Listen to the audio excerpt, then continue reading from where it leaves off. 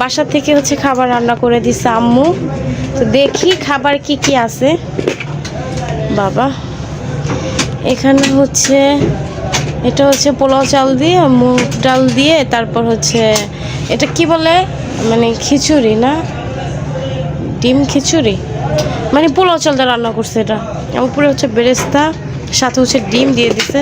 আপনাদের ভাইয়া হচ্ছে ডিম খায় না, তা আমি হচ্ছে ডিম খাই, তার জন্য আম্মু হচ্ছে একটা ডিম দিয়েছে, দুইটাই দিয়েছিল, একটা রেখে আসছি।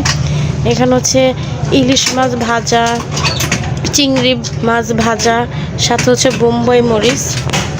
তো এটা হচ্ছে আমাদের আজকে লঞ্চ যাত্রার খাবার। তুই বলে চিংড়ি মাছ তুই বলে খাইবা না? না এখন আমি চিংড়ি মাছ টেকেছি আর খাবো না। খাইবা না? না এটা সত্য মাছ না। এতগুলো কি আমি খেতে পারবো? আমি রাক্ষস। মার হাতের এই খিচুড়িটা অনেক মজা।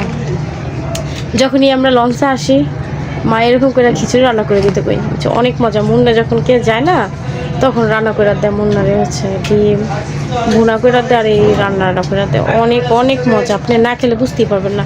এটা ভিতরে বিশেষ করে মটরশুঁটিও দিছে আবার, অনেক মজা।